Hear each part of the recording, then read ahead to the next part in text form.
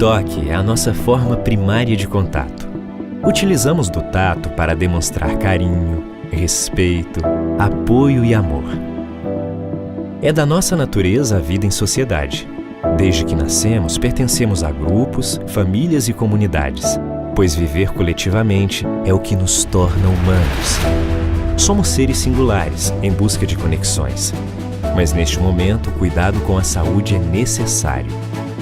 Mas não se preocupe, existem outras maneiras de se conectar. E para isso, a tecnologia está do seu lado. Para compartilhar momentos e objetivos, aprender, comemorar e para matar a saudade.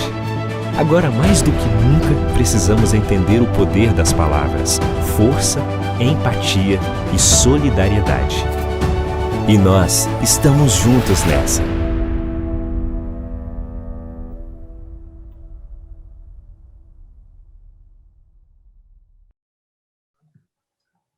Olá, meu nome é Juliana Kini e eu sou do time de conteúdo do FutureCon. Estamos aqui hoje, nesse momento que estamos vivendo, no qual muitos estão trabalhando de forma remota e mesmo distantes, estamos conectados aos nossos familiares e amigos. A conectividade, as soluções tecnológicas têm um papel cada vez mais relevante. E como será tudo isso após o isolamento?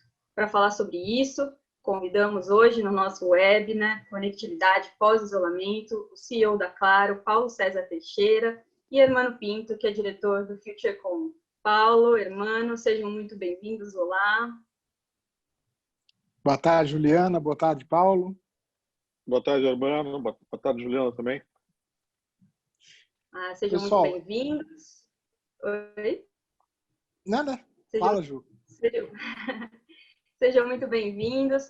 Antes de iniciarmos, eu gostaria só de conversar um pouquinho sobre a dinâmica do webinar de hoje. Durante todo o webinar, será possível que os participantes façam perguntas. Para fazer as perguntas, só pedimos que façam através do Question and Answer. Para colocar no Question and Answer, é só olhar aqui embaixo na ferramenta, do lado inferior, tem um Q&A, Q&A, e todas as perguntas vão ser analisadas, vamos fazê-la mais ao final do webinar, tanto para o Paulo quanto para o Hermano. Certo? Bom, já me estiquei por aqui. Desejo um excelente webinar a todos. E, Hermano, agora eu passo a palavra para você. Obrigado, Juliana. Boa tarde a todos que estão aqui com a gente nesse novo livecast aqui da FutureCon. E hoje nós trazemos aqui o Paulo César Teixeira, CEO da Claro, uma pessoa muito conhecida no mercado, presente desde a época da CRT, que a gente já se conhecia lá da época da CRT, no Rio Grande do Sul, e que tem uma longa trajetória dentro do nosso setor, conhece tudo do nosso setor, e com isso a gente vai ter uma oportunidade de ouro para conversar com uma das pessoas que mais conhecem o nosso setor e que vai poder dar umas dicas muito interessantes aí para o pessoal, né? Então, Paulo César, muito bem-vindo nesse nosso papo. Eu fico muito feliz. Lembro que da última vez que a gente teve um papo muito legal foi lá no Teleco ainda, logo que você estava assumindo a Claro, que você falou muito de desafios, oportunidades do mercado, né? E uma primeira pergunta que vem justamente dentro desse momento que a gente está vivendo de transformação digital forçada, que é isso que a gente tem chamado no mercado, né, em função da pandemia. Qual tem sido o aprendizado para você, para Claro, em face desses novos desafios? E se você tem alguma indicação sobre como vai ser esse novo normal que a gente vai viver? Muito bem, Hermano. É um prazer estar aqui com vocês e com todos os que estão nos assistindo. Eu acho que realmente estamos num novo normal, né? Porque tudo aquilo que conhecíamos de mundo até o dia 15 de março, é um marco, digamos assim, a primeira quinzena de março, né? E a virada que aconteceu a partir daí, na segunda quinzena de março, seguramente não teremos mais esse mundo. Quer dizer, não é um mundo que se espera que se vá voltar ao que era antes, né?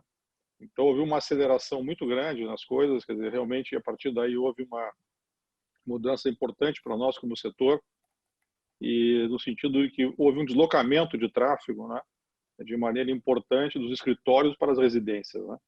Então, foi o principal impacto que nós tivemos na partida, foi que percebemos um primeiro aumento expressivo do tráfego de banda larga fixa e, a partir daí, um deslocamento desse tráfego cada vez mais acentuado para as residências. Quer dizer.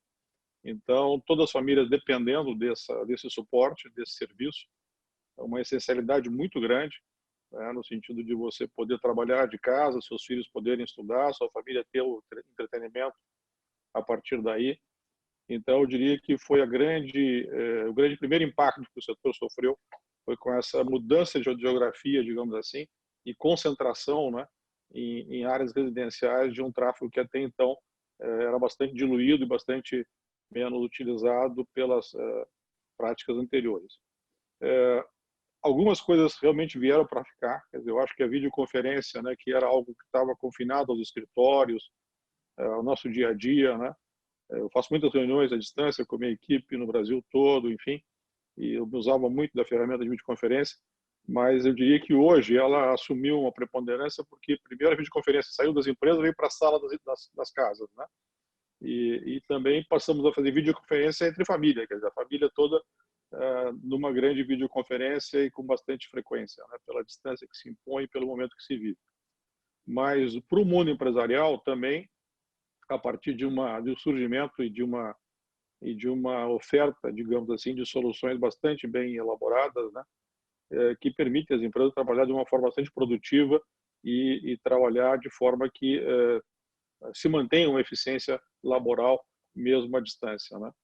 Então, eu diria que esse novo mundo ele veio com uma mudança e uma transformação digital, que é algo que vinha se trabalhando por todos, quer dizer, todas as empresas hoje trabalham na perspectiva de avançar em termos de ter cada vez mais soluções digitais para ter maior eficiência no seu negócio. E nós, como suportes a isso, né, como um suporte importante a essa mudança, percebemos uma aceleração no sentido de que não há ponto de retorno, né? Eu vou dar só alguns exemplos. A Claro tem 30 mil pessoas que compõem o nosso call center, né? Nós temos uma parte disso, inclusive, de uma empresa do grupo, né, a Brasil Center, né? Metade dessas pessoas estão em casa, atendendo das suas casas. Quer dizer, então, imagina o desafio que foi, quer dizer, colocar toda a infraestrutura à disposição dessas pessoas. Naturalmente, que aquelas pessoas que tinham condições de atender em casa, muitas não têm, né? As residências não estão preparadas para isso, as famílias são grandes, enfim, espaços são exíguos, né? Mantivemos metade, digamos assim, das equipes no call center, observando aquelas distâncias mínimas necessárias e recomendáveis, tá? Então, quer dizer, isso tudo já levou a uma mudança que claramente vai se estabelecer a partir daí uma nova forma de atuar do call center. O call center não deixa de ser produtivo, não deixa de ser avaliado corretamente, ou seja, tem todos os parâmetros, medições que se impõem para esse tipo de serviço, quer dizer, a gente faz um acompanhamento caso a caso, então, portanto, não tem como haver desvio com relação à atividade em si, pelo fato de você estar na sua casa ao invés de estar no escritório. Claro que tem questões a serem adaptadas, quer dizer, próprio treinamento, capacitação, enfim, mas a experiência tem sido muito positiva, né? Então, dando um exemplo de um segmento, né? O outro segmento, quando nós tivemos que fechar as lojas, quer dizer, e agora recentemente reabrimos algumas, né? A primeira coisa também que percebemos é que nós poderíamos naturalmente aproveitar essas pessoas para fazer uma venda através de televendas, que eram feitas por um outro grupo de pessoas, mas que rapidamente o pessoal de lojas se adaptou e se converteu num televenda também bastante ativo e bastante produtivo, né? E a própria volta das lojas, já pelos alguns mercados, por alguns estados, em que se concluiu que era possível reabrir, quer dizer, a forma de reabertura que fizemos, quer dizer, foi no sentido de também observar distanciamento, uma série de questões de segurança à saúde, enfim, mas tudo isso mostrando que há um novo normal acontecendo, né?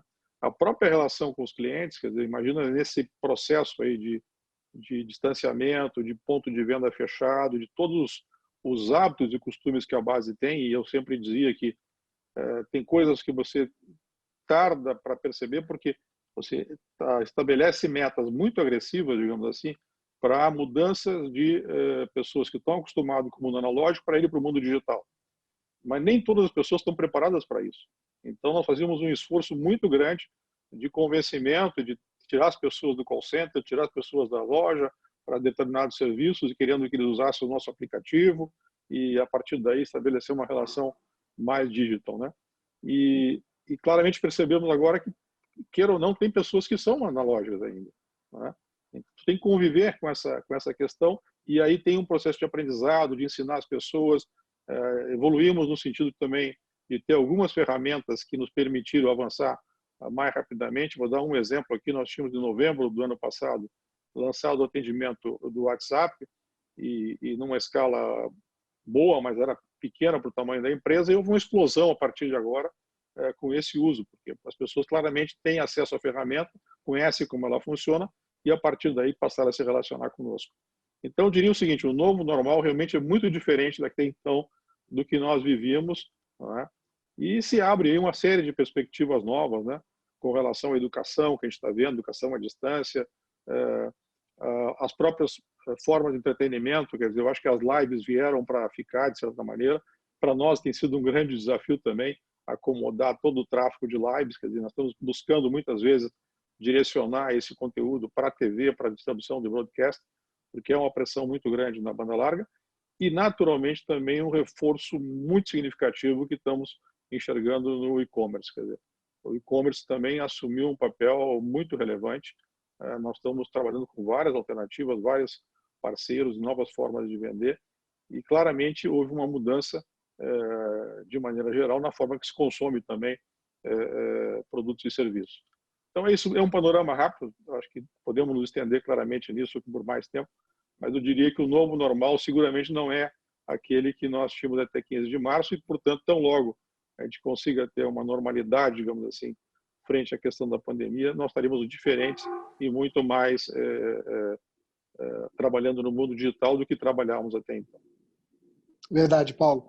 Isso é uma coisa que a gente tem conversado muito com parceiros de mercado, né? Eu tenho uma alegria muito grande de poder participar no conselho da ABPrest, Associação Brasileira de Prestadores de Serviços de Telecomunicações, e uma das coisas que a gente debate muito são justamente as ferramentas, como aplicativos corporativos, né? Que, graças às operadoras, isso tem sido viabilizado de a gente fazer uso, né?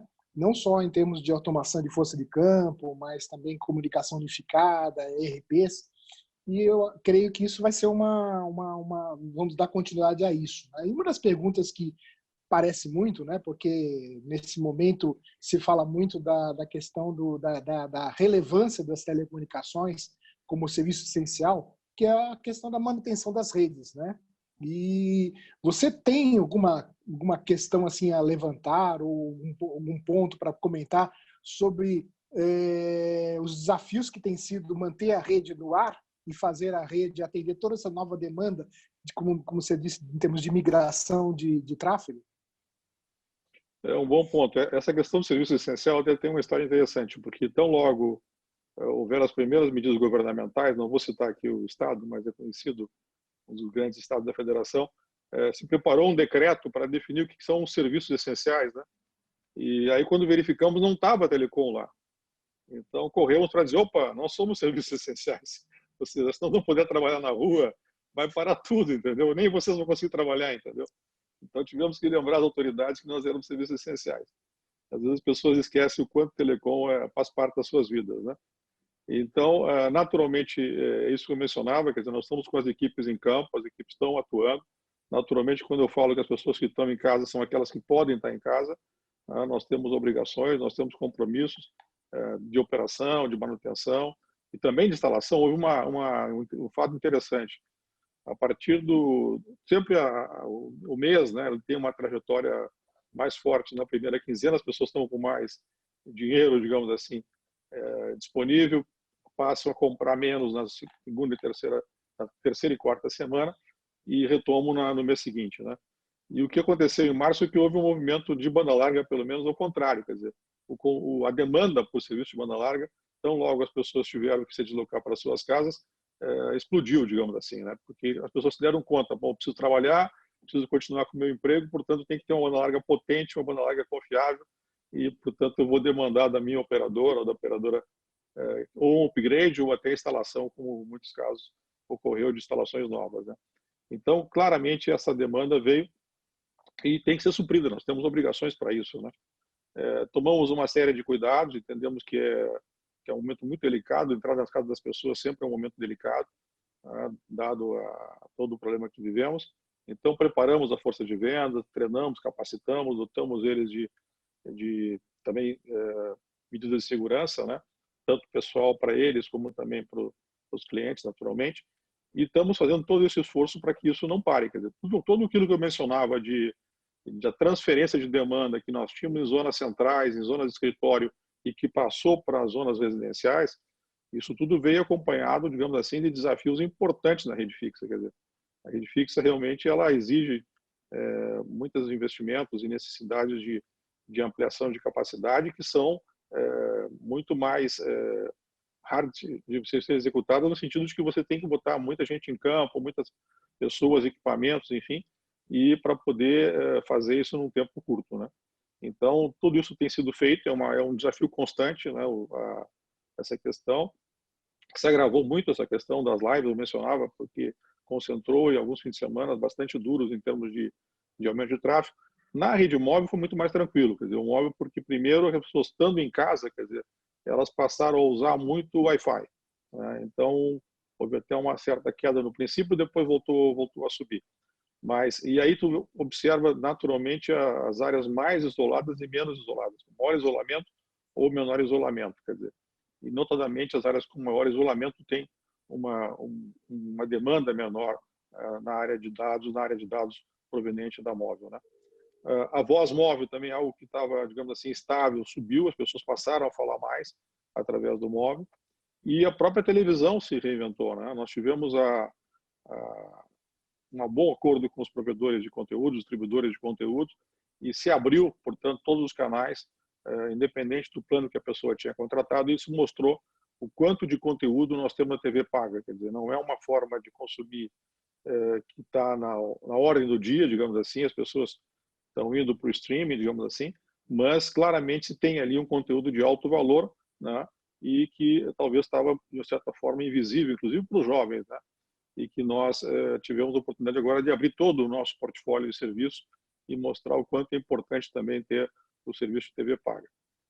E a partir daí eu diria que essa mudança ela se impõe, quer dizer, ou seja, nós temos hoje uma dinâmica que ela não vai voltar atrás. Eu tenho dito sempre internamente que nós temos que estar preparados para que sejamos cada vez mais suporte dos negócios, porque as empresas também, como nós dissemos no caso específico nosso, não vão voltar com os escritórios como eram antes, não vão voltar com as pessoas todas para dentro do escritório e vão continuar com essa demanda como nós estamos vendo hoje, muito deslocada, muito pulverizada e muito direcionada para as casas das pessoas. Então, é isso que eu imagino que vai exigir de nós cada vez mais um esforço de manter tudo isso, dado a necessidade que se tem hoje dos meios de telecomunicações para ser produtivo, para poder ter os seus filhos estudando e também para entreter a família. Perfeito, Paulo César. Inclusive, essa semana mesmo, a Abrasat soltou um comunicado justamente informando sobre esse aumento do uso e da demanda pela TV tanto a linear quanto a sob demanda. E o estudo do Kantar Ibope Mídia, né, indicou um crescimento de mais de 20%, né? E isso a gente tem que ver que são as redes que promovem essa possibilidade. Correto, né? Correto. E voltando para a questão da banda larga, né? Uma questão que sempre surge, né, é o modelo de trabalho em função do tamanho desse nosso Brasilzão, né? Então, é claro que a questão de expansão de redes de acesso de fibra ótica, o FTTH, ele está muito associado a grandes investimentos ou investimentos muito localizados, muitas vezes em áreas de pouco ou de menor retorno para uma grande operadora, né? E a gente tem visto modelos aí que estão sendo formados em termos de programa de franquia, parceria com provedores locais, né? Isso, cada operadora tem se posicionado num certo formato. Como é que a Claro enxerga esse trabalho junto com provedores locais ou programas de franquia para o atendimento, digamos, de localidades mais distantes dos grandes centros? Tá bem, um bom ponto. Quando se fala em banda larga fixa, a Claro é líder do mercado, né? Com 30% de market share, um market share importante no segmento relevante. Eu escuto muito, não, olha, agora os pequenos provedores passaram a liderar o mercado. Então me dá o CNPJ deles, né? Desse novo líder, né? Então, claro que são pequenos, né? Somam todos, né? Mas eu diria que, claro, na sua dimensão, então, nós estamos em 270 cidades do Brasil, as principais cidades, 205, mais ou menos, são as cidades que atendemos com HFC, com cabo. Temos fibra até o Node, e depois ali temos o cabo coaxial. É um serviço super relevante, super estável, TV é impecável, quer dizer, não desafiamos qualquer um que queira comparar com o serviço que temos. E temos aí uma robustez muito grande e uma qualidade comprovada. Os indicadores da Anatel tivemos a possibilidade de ver agora na última pesquisa nacional que foi feita em setembro, novembro do ano passado. A Claro liderou a banda larga, liderou TV, liderou também no mundo móvel, pós-pago e pré-pago. Então essa percepção já existe. A Claro adotou uma estratégia de, primeiro, naturalmente se fortalecer e fortalecer a sua rede, cuja presença é relevante nos grandes centros. Nós estamos com o DOCSIS 3.1, já é uma realidade na empresa, além do 3.0, e temos feito expansões e melhorias nesse sentido. Quer dizer, as demandas de altas velocidades, nós estamos conseguindo atender com essas soluções. Entramos na fibra também, temos cidades já atendidas com fibra, temos 70 cidades dessa ordem que colocamos fibra, FTTH. Temos mais um conjunto de cidades que estão no planejamento desse ano e obras em andamento. E, naturalmente, estamos também fazendo as escolhas em função de mercados que achamos que têm maior retorno, e também temos aí toda a possibilidade de convergência com a nossa participação do móvel que ali se encontra, né? Eu diria que é um mercado que está bastante movido, no sentido de que eu entendo que vai acontecer uma concentração, vai acontecer uma consolidação. Já, de certa forma, vem acontecendo essa consolidação entre os próprios pequenos provedores, que eu diria. E vamos ver o que acontece a futuro, né? Eu diria que já há uma certa competição, mesmo entre os pequenos, já há uma oferta bastante significativa, não tem mais mercado que chega lá, você é o único operador. Pelo contrário, quando você chega numa cidade para colocar fibra, já tem vários provedores que ali estão, já há uma competição bastante intensa. E, naturalmente, quem tiver maiores condições, maiores capacidades de oferecer um melhor serviço vai ser o grande ganhador, né? Nós temos focado muito na questão da capacidade, do backbone que nós temos a nível nacional. Nós temos uma rede fotônica, uma rede que tem muita capacidade, tem uma entrega bastante superior. Temos tido bastante sucesso aí de suportar tanto a demanda do residencial, da banda larga fixa, também do móvel, né? E, portanto, a estratégia tem sido essa, basicamente nos fortalecer e nos proteger nos mercados em que nós somos líderes e ir avançando paulatinamente naqueles mercados novos que queiramos entrar e tenhamos capacidade de investimento. Naturalmente, os investimentos do grupo têm se mantido num patamar bastante alto. Nós temos investido na ordem de 8,5 milhões ano e temos conseguido avançar tanto no móvel quanto no fixo. Os resultados que divulgamos a semana passada mostraram uma fortaleza muito grande da empresa, com performance bastante significativa. O mercado de analistas de maneira geral, o mercado reagiu muito bem ao resultado da Claro, mostrando que estamos no caminho certo. Na móvel, então, fomos de maneira espetacular, mantivemos o crescimento de 15% year over year, 15,4%. Se colocamos Nextel agora, deu 14,5%, e, portanto, um crescimento expressivo aí na móvel. E no fixo, aquilo que eu comentava ao princípio, quer dizer, a boa nova é que estamos com a demanda firme na banda larga e também uma melhora importante na TV, que era um produto que vinha, de certa maneira, sendo bastante sacrificado face às demandas que existiam pelos serviços de streaming, que agora se renova nesse momento atual. Perfeito. Eu ia deixar o assunto de investimento um pouco mais para frente, mas já que você tocou no assunto, né, uma das questões que surgem sempre, né, é a questão do investimento em frente a tanto a expansão de banda larga, como você já comentou, mas também com a implantação do 5G. Né? E o leilão está previsto para o final do ano, efetivamente, né? E a pergunta que fica é se a pandemia, de alguma forma, afeta os planos da Claro em termos de implantação ou dos nichos em termos de abrangência de atendimento que a Claro pretende dar, né? E de que forma que isto, tanto pandemia quanto o momento que o país vive em termos de infraestrutura, né? Outro dia mesmo nós fizemos uma live muito importante para o mundo do agro, né? Onde as grandes demandas aparecem em termos de conectividade, né? Como é que você enxerga o momento da entrada do 5G com o momento que a gente está vivendo em termos de investimentos e retorno desse investimento? Não, eu acho que o 5G, naturalmente, ele vai ter que ser replanejado, no sentido de que tem que haver uma mudança, digamos assim, nesse cronograma que havia sido pré-estabelecido antes da pandemia, né? Porque não faz sentido nesse cenário todo, naturalmente, que há uma conscientização de que temos um cenário de crise pela frente, né? Estamos ainda no primeiro mês, já estamos percebendo alguns números que indicam, digamos assim, uma inadimplência maior, uma perspectiva de arrecadação menor. Naturalmente que as empresas vão ter que saber como se comportar dentro desse cenário. Quer dizer, nós estamos sendo bastante flexíveis, dando todas as oportunidades que as pessoas mereçam para que possam manter os serviços, né? Eu acho que o Telecom conseguiu, digamos assim, pelas regras que se impuseram, digamos assim, manter a sua saúde, porque havia muitas questões sendo colocadas de maneira não bem corretas, porque nós não somos um serviço que tem a capacidade limitada, quer dizer. Então você tem que ter uma certa coerência entre prestar o serviço, poder cobrar, poder faturar e naturalmente continuar os seus investimentos. Então, naturalmente que se colocou um cenário de bastante incerteza pela frente, um cenário que inclusive numa perspectiva de uma queda do PIB que possa ocorrer esse ano, e não sabemos o quanto isso possa haver de queda. Então, eu acho que é muito mais saudável se reprogramar o 5G para que isso venha a ocorrer naturalmente no início do próximo ano, enfim, numa perspectiva muito mais positiva, né? Há uma questão importante também, que eu acho que a maturidade da tecnologia é fundamental, né? Eu sempre digo para quem quer vender aqui e me pergunta, Paulo, quer comprar aparelho 5G? Bom, se for o preço do 4G, eu compro. Se for o preço do 5, como você quer me vender, não tem demanda, não vou comprar para quê, entendeu?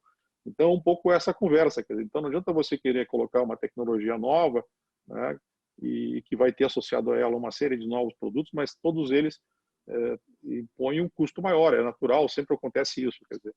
Então, acho que também ter uma maturidade maior da tecnologia, uma penetração maior em mercados relevantes, a própria China agora que está investindo bastante no 5G. Eu vi um relatório recente mostrando uma venda expressiva de aparelhos 5G, vai trazer uma escala maior e vai permitir que no próximo ano você já venha para uma perspectiva de preço muito mais adequado que nós temos para o mercado brasileiro. Eu lembro quando a Claro fez em 2017, quando logo eu cheguei na Claro, nós lançamos o 4.5 e lançamos, inclusive, a rede não tinha aparelhos, né? E a primeira reunião que eu fiz com os fornecedores foi essa: vem cá, me mostra o teu portfólio, eu quero saber de quando é que chega o aparelho 4.5G no Brasil. E foi chegar 5, 6 meses depois, quer dizer. Então a rede sempre chegou na frente dos aparelhos, quer dizer. Então não adianta eu ter uma rede 5G se eu não tenho aparelho 5G em preços que as pessoas possam comprar ou tenham interesse em comprar, né? O mercado de aparelhos no Brasil é um mercado hoje bastante centralizado, bastante pulverizado. O varejo tem um peso importante aí, né? Então, claramente, você tem que ter a tecnologia associada ao que as pessoas demandam e tem capacidade de compra, né? Então, eu entendo que esse processo, a própria Anatel já indicou ao Ministério com essa possibilidade de postergação. Eu acho que é interessante em termos de que você valoriza o leilão, valoriza o ativo que você quer vender, dá também possibilidade de avançar em alguns temas que ainda estão pouco equacionados e pouco definidos, né?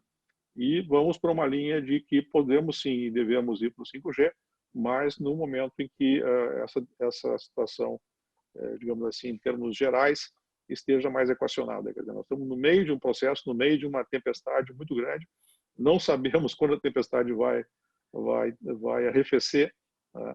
Então, acho que é muito difícil fazer previsão e querer colocar um cronograma nesse momento que possibilite ainda esse ano ocorrer o leilão. Acho que não faz sentido e naturalmente temos que ir para um momento melhor e que as decisões sejam todas elas favorecidas por essa perspectiva de que há, sim, uma demanda a ser atendida pela frente. Basicamente, a gente tem muita, como eu ouvi outro dia, estava comentando com um colega de mercado que ainda tem o 4 e o 4,5G ainda tem muita lenha para queimar, né? E né, por aí, né? E aí o 5G virá em um certo momento, né? Principalmente com algumas questões muito relevantes, como o slicing de rede e outras situações para o IoT que são muito relevantes e que novos modelos de negócio, né? Você também enxerga nesse formato? Não, sem dúvida. Eu estou dando referência do 4.5, por exemplo. Nós temos hoje mais de 80% dos nossos clientes com aparelhos 4G. Quando eu olho para o 4.5G, que é os aparelhos com MIMO 4x4, com todas as características, digamos assim, da tecnologia 4.5, que permitem performance, como a gente consegue medir na nossa rede, 300 megabits por segundo, é pouco mais de 20%. Então, quer dizer, tu tem uma escala pequena ainda frente a uma potencial da tecnologia. Quer dizer, tem uma rede super potente, uma rede toda ela preparada para uma entrega superior, mas tu tens um grupo de clientes, naturalmente são aqueles heavy users, são aqueles clientes que têm maior renda, mas ainda é pequeno frente ao que a tecnologia possibilita, né? Então, quer dizer, o 5G, ele vem com toda a sua, eu não tenho dúvida, eu sou entusiasta pelo 5G, ele vem com toda uma possibilidade de revolução, eu diria que não é uma evolução, como tem sido, né, as evoluções de 2 para 3, de 3 para 4, mas vai ser uma revolução realmente, mas naturalmente que isso pressupõe que tenha uma demanda firme para você poder justificar aquele investimento, né? E sempre lembrando que também o Brasil, pela sua dimensão e pela sua diversidade, e também precisamos acertar algumas coisas. Quer dizer, uma coisa que já se debateu muito e foi bastante discutido aqui, e que vai ter que haver uma solução para isso, é que não faz muito sentido você fazer um leilão de 5G em que você tem que quadruplicar o número de antenas, ou quintuplicar o número de antenas, senão você não pode colocar antenas. Quer dizer, nós temos legislações hoje no Brasil extremamente restritivas. Quer dizer, eu dou o exemplo sempre de São Paulo. Quer dizer, se você olhar ao pé da letra que está posto lá, não tem como você colocar antena na periferia de São Paulo. E é incrível, isso continua lá e ninguém mexe com isso, entendeu? Então, tu tens uma situação muito dura no sentido de que o operador, ele tem, além de fazer o esforço todo, fazer todo o investimento e tudo mais, tá? Ele também tem que passar por vários obstáculos, enquanto deveria haver, aí sim, um entendimento de que isso é uma solução que atende hoje o mundo moderno, é uma solução que está presente nos grandes mercados e, portanto, o Brasil não é diferente dos grandes mercados. Quer dizer. Então, portanto, eu acho que nós teríamos que também ter condições mais favoráveis para uma inversão numa tecnologia que vai mudar, sim, a forma como os negócios se produzem, as pessoas se relacionam, enfim, vai ser muito mais revolucionário, as coisas vão estar conectadas, enfim, mas para que isso venha a ocorrer também tem que haver condições dos órgãos públicos entender e facilitar esse tipo de implementação. É que nem eu queria fazer uma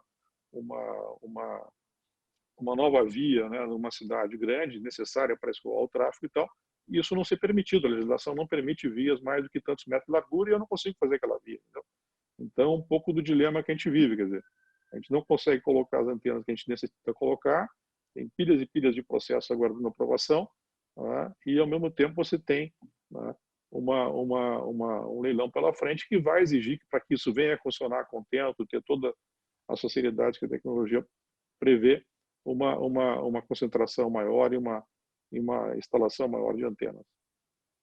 É um fato. Eu até tenho uma brincadeira que se você lembra que eu participei muito ativamente da implantação do 2G da Claro, né, em São Paulo, e 17 anos depois da implantação, me liga um colega, ele já estava no México de volta, né, falou assim, mano, se lembra aquela antena lá de Caraguatatuba? Finalmente saiu o licenciamento dela. Né? Ou seja, a antena ficou por aí. 17 com algumas anos, restrições do lado, né? Pode colocar, mas tem que fazer 10 adaptações aqui. Exato. Mas realmente é um país que realmente, outro dia nós estávamos conversando, você sabe que aqui no Banac, lá em Forma, também estou cuidando da área de outras áreas de infraestrutura, logística, transporte, construção. Outro dia nós estávamos numa conversa com o Diogo Piloni, que cuida lá no Ministério do Tarcísio, de infraestrutura, da parte de portos, né? E realmente é impressionante como, apesar de todo o esforço da navegação de cabotagem para, digamos, se liberar de algumas amarras, assim como a gente tem a lei das antenas, né? Sim, sim. Que é a legislação que não pega no Brasil, né? Também na cabotagem tem a mesma situação, né? É impressionante. Mas eu vou agora passar lá para a Juliana, né? Para ver como é que está em termos de perguntas aí que a audiência está fazendo, né? Assim, Juliana, você tem alguma coisa aí que a audiência está fazendo de pergunta que a gente possa trazer para o Paulo? Opa. Vou voltar aqui. Olá, bom. A discussão acho que foi muito rica. Inclusive, boa parte das perguntas também já foram contempladas durante a discussão, principalmente as perguntas relacionadas ao 5G. Selecionei algumas aqui para realizar, só deixa eu pegar aqui.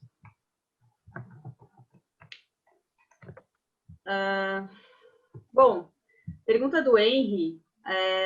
Paulo, este novo normal para nós de telecom, se considera reavaliar o portfólio e melhor experiência de clientes, né? Algo que tem ocorrido, assim como as mudanças, né, que estão sendo efetuadas nos call centers e perfil de consumo, você acha que é um padrão global? Bom, nós estamos naturalmente interagindo, estudando e olhando todas as novas perspectivas que se colocam, principalmente para o setor, né? Ou seja, é interessante você ver, tem empresas passando por momentos muito mais duros, digamos assim, em mercados em que estão atacados aí pela pandemia, né? E aí, naturalmente, tem soluções super criativas, né? Que ali foram adotadas. Mas isso dentro de um cenário de crise, digamos assim, né? Nós estamos olhando para isso porque estamos enfrentando em alguns mercados uma crise muito forte, né? Uma situação bastante dura, inclusive para o nosso pessoal que está em campo, enfim. Então são condições adversas para um momento de crise. Mas numa visão futura, eu acho que o que vai acontecer naturalmente é que nós vamos ter uma consolidação dessas ferramentas de trabalho à distância e dessas formas de trabalho que vão necessariamente ter um suporte maior em telecom. Então, a gente tem hoje já em telecom, e quem trabalha disso sabe, quem trabalha em telecom sabe disso, né? Naturalmente que as redundâncias são fundamentais, as capacidades são fundamentais e naturalmente que nós vamos ter que ter redundâncias cada vez mais distribuídas, né? Porque a dependência hoje é muito grande, né? Nós estamos num cenário que cada vez mais se afirma, né? Ou seja, as pessoas não têm mais como viver sem estarem conectadas, sem ter uma banda larga nas suas residências, sem ter o suporte necessário para tocar a sua vida e serem produtivos. Então, tudo isso recai sobre as operações, sobre as operadoras, né? E nós somos constantemente desafiados, né? Porque é um cenário em que tudo que se cria, tudo que se desenvolve, passa pelo suporte das teles, né? Eu gosto de ver os discursos que ocorrem, digamos assim, de maneira muito entusiasmada, né? De parceiras de empresas que são hoje do mundo digital, que estão aí, que são novidades no mercado, né? Que tem uma força muito grande, uma força de marca significativa, né?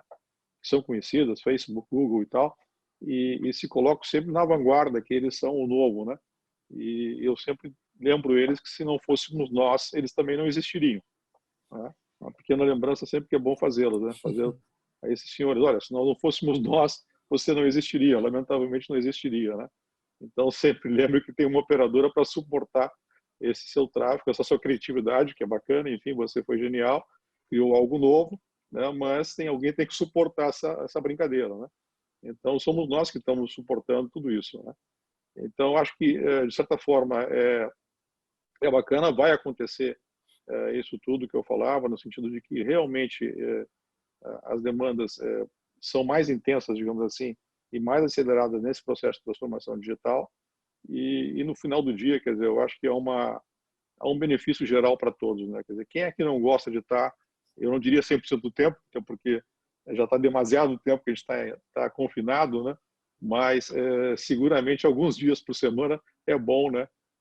Você não ter o estresse do trânsito, não ter o estresse do deslocamento nos grandes centros, do tráfego pesado, do congestionamento, aquela história toda, e poder ter uma vida mais relaxada, mais tranquila em casa e sendo produtivo. O importante é isso, sendo produtivo, né? E sem abrir mão também de ir no escritório, se relacionar, trabalhar, enfim.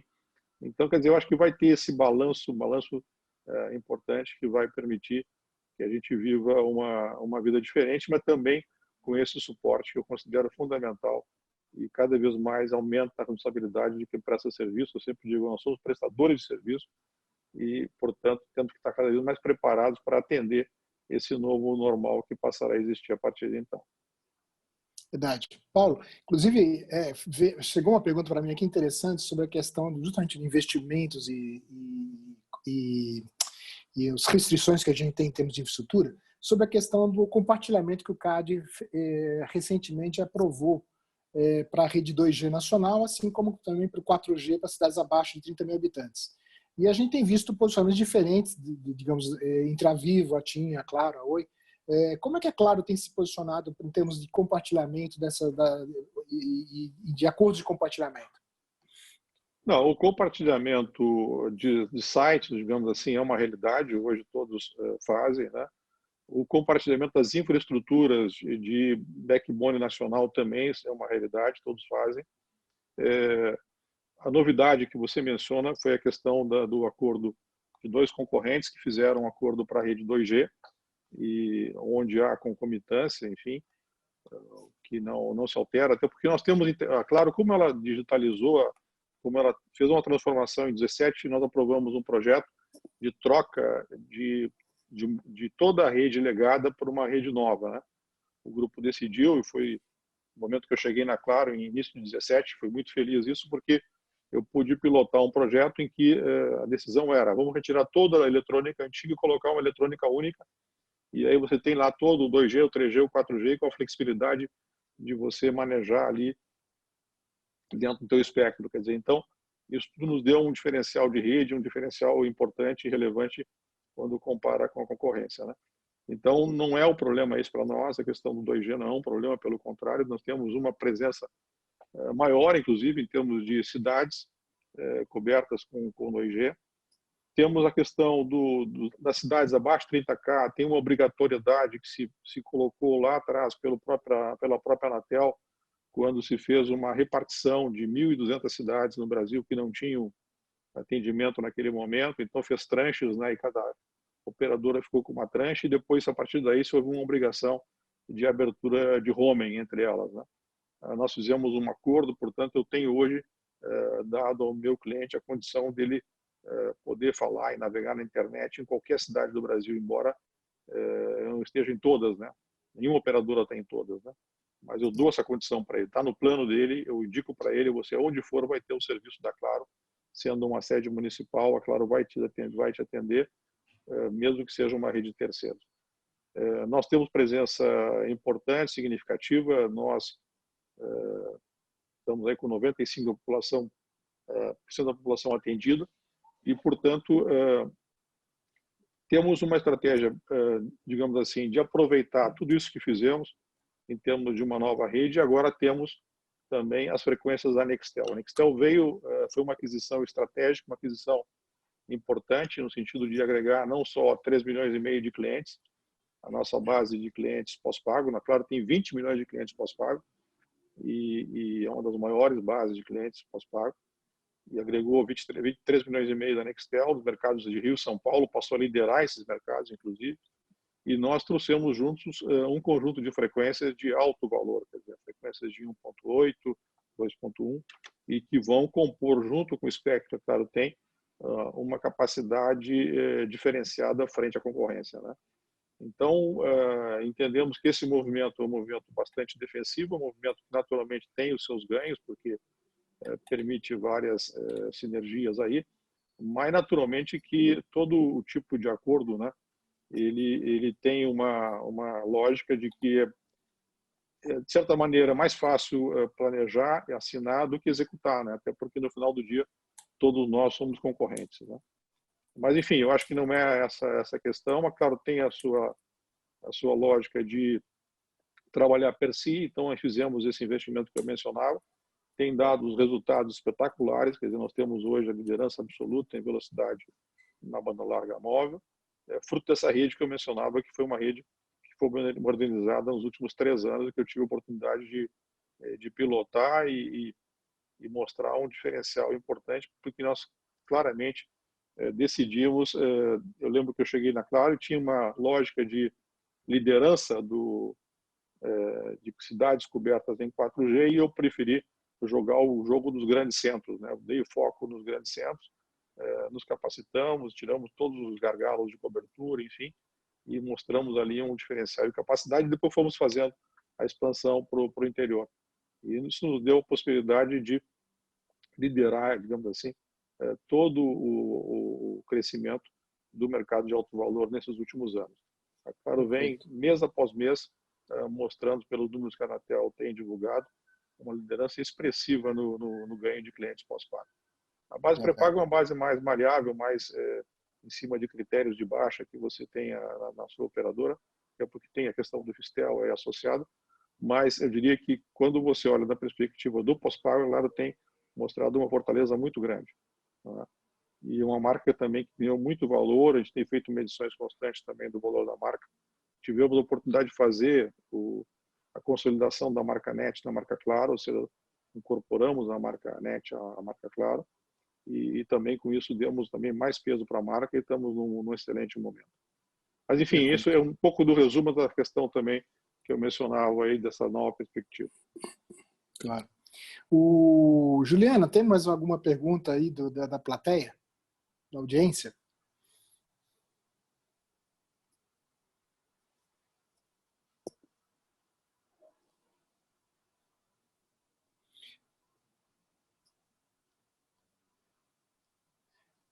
Bom, Paulo, eu vou inclusive, tem uma outra pergunta aqui que chegou para mim direto. Desculpe, pessoal, que eu estou tendo acesso aqui direto no meu Zap, mas eu não estou vendo as perguntas que estão chegando aqui no Zoom, porque eu estou no celular, né? Mas chegou outra pergunta que sobre desagregação de ativos, né? A América Móvil tem uma estratégia com a Telesites, né? De separar os ativos de torres e os ativos físicos, né? Só que a gente não enxerga isso no Brasil. Tem alguma previsão de se fazer também uma Telesites do Brasil? Ou não, vamos manter tudo integrado como é hoje o modelo da Claro? Não tenho essa informação. Hoje isso começou no México, naturalmente, mas no Brasil continua como sempre esteve, quer dizer, não tem nada previsto. Não. Perfeito. Eu estou lendo aqui que parece que a Juliana está sem áudio, não sei se é o seu momento. Tá. Bom, Paulo, a gente já está chegando quase ao final, mas relacionado ao que você estava dizendo em relação ao desempenho da Claro, a gente tem um comentário aqui do Rafa Strauzino, dizendo que, em parte, esse bom desempenho foi conquistado através do lançamento constante de inovações, né? E como que fica, né, daqui para frente, se essas inovações vão ser aceleradas ou vão ser, de certa forma, pausadas? Como que vai ser daqui para frente, pensando no pós-isolamento? Tá bem, uma excelente pergunta. Não, eu, desde que comecei na Claro, também dei muito foco na questão da qualidade e a questão da inovação, né? Foi bem lembrado aí a questão da inovação. Realmente nós iniciamos lá com o ilimitado em 2017, que é algo super novo na época. Ninguém fazia isso, tinha o famoso efeito clube, né? E nós liberamos a voz, dissemos, acabou agora, você pode ligar para quem você quiser, não precisa olhar a agenda de quem é o número, o preço é o mesmo, enfim, e demos um flat fee e mostramos um diferencial nisso, né? Depois fizemos o passaporte, você poder usar no exterior, pagando uma tarifa fixa, né? E depois, na sequência, embutimos isso nos planos, todos os planos têm o Passaporte Américas. Enfim, viemos um ganho expressivo aí de inovações de cara ao mercado. E outras não vou aqui tá discorrendo mais, porque seria um número importante e perdendo um tempo enorme. Naturalmente que estamos olhando sim na perspectiva, não é? Temos uma série de questões em andamento. Estamos olhando sim essa questão que eu mencionava do novo, que tem a ver com as mudanças de hábito de consumo, e naturalmente nós estamos trabalhando nesse sentido. Uma coisa que eu não explorei aqui bastante, mas que estamos participando, é essa questão da educação à distância. Tivemos várias demandas de escolas, enfim, que nos procuraram pedindo soluções e apoio, né, para que eles pudessem manter as escolas produtivas, mantivessem os seus alunos sendo atendidos, os professores também podendo trabalhar, fornecer o seu conteúdo e ter as suas aulas, né? Então, nós levamos todas as ferramentas que tínhamos, todo o conhecimento que podíamos aportar nesse sentido, e estamos trabalhando. Então, tem muitas coisas em andamento. Claro, sempre tem essa preocupação de estar olhando para o mercado numa perspectiva de trazer algo inovador. Não é? A própria decisões que tomamos, tão logo vimos o tamanho e a dimensão do problema que seria a pandemia, quando, como líderes em televisão, nós temos 50% do mercado de TV, conseguimos esse acordo com os distribuidores para abrir conteúdo, dissemos para eles, é a grande oportunidade que vocês têm agora de mostrar o quanto vocês têm de conteúdo e que nós não estamos tendo sucesso, digamos assim, frente à concorrência com o streaming, né? Então, vamos valorizar o produto, vamos mostrar o que nós temos e seguramente isso vai se refletir em uma apreciação desse conteúdo, e é o que está acontecendo, né? E também todas as decisões que vieram decorrentes de aumento de capacidade dos planos, bônus adicionais, velocidades adicionais, quer dizer, tudo isso numa perspectiva de estar sempre acompanhando as necessidades, digamos assim, que estão ocorrendo no mercado e demonstrando uma capacidade de reação e também de inovação muito acentuada. Quer dizer, isso é o nosso dia a dia, que eu brinco lá internamente, a gente tem que bater o bumbo e estar sempre ativo no sentido de não perder o time das questões. Eu não mencionei aqui, mas, por exemplo, o nosso pré-pago teve um comportamento assim bastante interessante, né? Porque imaginem vocês que tão logo houve essa virada, digamos assim, que as pessoas foram para casa, né? Para suas casas, naturalmente o consumo caiu, né? Porque o pré-pago é recorrente, né? Ou seja, e claramente vimos que tinha uma questão muito associada ao nível de isolamento que havia em cada uma das regiões. E também percebemos que as pessoas também estavam com dificuldade de encontrar meios de fazer recarga, porque o pré-pago, o costume todo é aquele de ir numa banca de revista, de ir num ponto. E aí passamos, então, a informar os clientes e trazer eles para o mundo digital. Não é?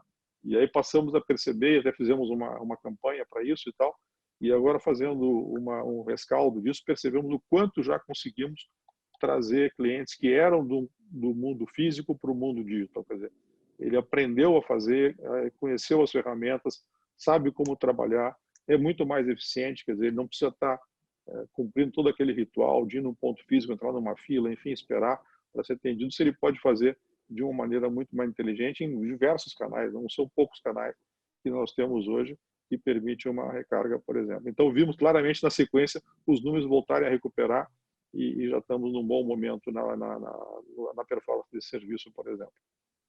Então, são muitas questões operacionais e também que são relevantes nesse momento e que precisam ser aprimoradas, né? Excelente, Paulo. Eu fico muito feliz por essa hora que você dedicou a gente aqui dentro do FutureCom Digital. A gente está preparando efetivamente a nossa temática de conectividade, que a gente faz sempre para preparar o evento FutureCom. Acho que teve uma série de perguntas aqui bastante relevantes, que depois a gente compartilha também com você. Infelizmente, o tempo aqui leva que a gente tem que encerrar. Como lá acontece no FutureCom, a gente também tem um horário para cumprir, né? Agradeço muito a sua participação, agradeço muito pelos excelentes insights que você passou. Eu que tenho 30 anos trabalhando como fornecedor, e com muito orgulho durante muitos e muitos anos para Claro, né? Para Claro, para o Grupo América Móvil, tanto no México como no Chile também. E eu agradeço muito a sua participação e ficamos à sua disposição. Isso aí agora suas últimas palavras aqui para a gente na nossa live. Muito obrigado, Paulo. Obrigado, Armando. Obrigado, Juliana. Eu acho que foi muito bom estar aqui com vocês e com os amigos que estão conectados aí assistindo a live. E também agradeço a todos e muito obrigado pela atenção. Obrigado, Paulo. Obrigado a todos pela audiência e não percam a nossa programação de lives, né? E agradeço mais uma vez a todos aqui pela presença e pela participação com várias perguntas. Muito obrigado a todos. Um abraço. Obrigado. Obrigada, Paulo. Obrigada a todos.